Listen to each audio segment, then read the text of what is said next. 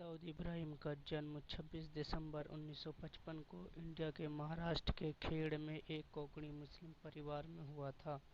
اس کے پتا ابراہیم کاسکر ممبئی پولیس میں ایک ہیڈ کانسٹیبل تھے۔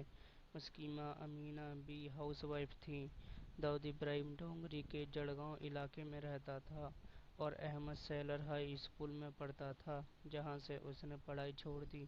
جب داؤد 19 سال کا تھا تب سے ہی اس نے گینگسٹر کی دنیا میں پہلا قدم رکھ لیا تھا۔ 19 سال کی عمر میں وہ حاجی مستان، جو اس وقت کے سب سے بڑے ڈان تھے، ان کا قریبی بن گیا۔ لیکن پولیس نے مستان کا شاسن ختم کرنے کے لیے داؤد کا سہارا لیا اور داؤد کو مستان سے لڑنے کے لیے کہا۔ وہیں داؤد نے بھی مستان کی جگہ لینے کے لیے سیدھا مقابلہ کیا۔ کشوراوستھا میں پہنچتے ہی داؤد نے اپنے کیریئر کے حصے کے روپ میں دھوکہ دھڑی، چوری اور ڈکیتی کرنا شروع کر دیا۔ آخرکار وہ گینگسٹر اور ڈان باشو دادا کے گینگ میں شامل ہو گیا۔ بعد میں وہ گینگ سے الگ ہو گیا اور 1970 میں اپنے بڑے بھائی شبیر کے ساتھ اپنا خود کا گینگ بنایا۔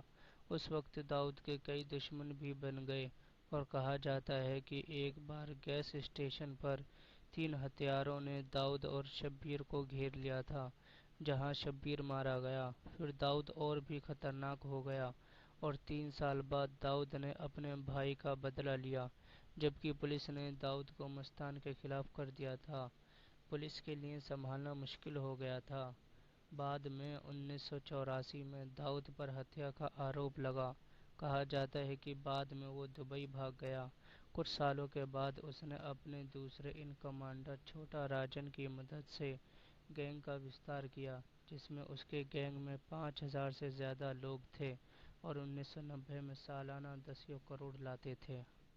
اسے بھارت سرکار نے 1993 کے ممبئی حملوں کا ماسٹر مائنڈ شامل کیا۔ اس کے بعد وہ دبئی سے کراچی کے لیے بھاگ گیا۔ کہا جاتا ہے کہ وہ آج بھی وہیں رہتا ہے۔ امریکہ کے ٹریجری وبھاگ نے داؤد کو انترراشٹریہ آتنکوادی گھوشت کیا اور اس کی سمپتی ضبط کر لی۔ ٹریجری وبھاگ داؤد پر ایک پترک رکھتا ہے، جس میں اس کے سنڈیکیٹ کے جنوبی ایشیا، مدھیہ پورب اور افریقہ سے تسکری کے ہونے کی رپورٹ ہے، جسے آتنکوادی سنگھن القاعدہ کے ساتھ سمجھا گیا ہے۔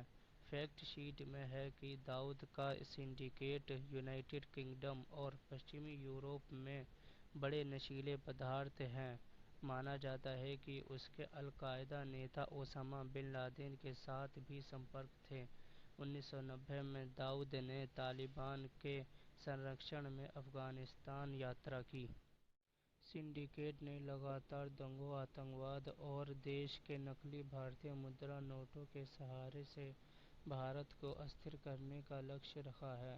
انڈیا ٹوڈے نے بتایا کہ داؤد نے 2008 کے ممبئی حملوں کے لیے رسد دی تھی۔ داؤد کی آتنکی فنڈنگ، تسکری، بندوق چلانا، جبراً وصولی اور منی لانڈرنگ کرنے کا پیشہ ہے۔ اس نے کراچی اور دبئی اور انڈیا میں بھاری نویش کیا۔ 2006 میں بھارت سرکار نے داؤد کے ساتھ 38 اپرادھیوں کی سوچی پاکستان کو سونپی۔ اس کا اپرادھ سنڈیکیٹ پورے ایشیا، یورپ اور افریقہ میں پھیلا ہوا ہے، جس کی کمائی کا 40% سے زیادہ انڈیا سے آتا ہے۔ جون 2017 میں رام جیٹھ ملالی نے پشٹی کی۔ بامبے وسفوٹوں کے بعد داؤد نے انھیں لندن میں بلایا اور کہا تھا کہ وہ بھارت آنے کے لیے تیار ہیں، لیکن اس شرط پر کہ کسی تیسری ڈگری علاج کے تحت نہیں کیا جانا چاہیے۔ جیٹھ ملانی نے اسے شرد پوار کو بتایا تھا، لیکن ستہ میں بیٹھے راج نیتا اس پرستاو سے سہمت نہیں۔ جیٹھ ملانی کے انوسار داؤد ابراہیم کی واپسی کو انکار کرنے کی ایک ہی وجہ تھی کہ وہ ان کے رہسیوں کا پردہ فاش کر دے گا۔ 2011 میں اسے U S federal bureau of investigation اور فوربس دوارا دی ورلڈ 10 سب سے فگیٹو نمبر 3 پر رکھا گیا، حالانکہ اسے تب سے دونوں سوچیوں سے ہٹا دیا ہے۔ حال ہی میں پاکستان سرکار FATF سے بچنے کے لیے اپرووڈ لسٹ میں 87 لوگوں اور لسٹ کرنے کے لیے اسے پہلے کب کراچی پاکستان میں رہنے کی انفارمیشن دی ہے، حالانکہ پاکستان نے انکار کر دیا ہے۔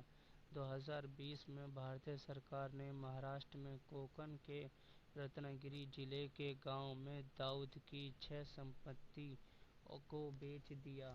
سرکار نے تسکروں اور ودیشی مدرا ہیرا پھیری سمپتی اور ضبط کر لیا۔ 1976 کے تحت اپنی سمپتیوں کی ای نیلامی کا آیوجن کیا۔ نومبر 2017 میں داؤد کی 3 سمپتیوں کے ساتھ راؤنڈک افروز ریستوراں، جسے دلی بھی کہا جاتا ہے، ذیکا کی سرکار دوارا بھی نیلام کی گئی۔ لیکن داؤد ابراہیم آج تک پکڑا نہیں گیا، لیکن اس کی خبریں آتی رہتی ہیں، لیکن آج تک کسی کو نہیں پتا کہ وہ کہاں رہتا ہے۔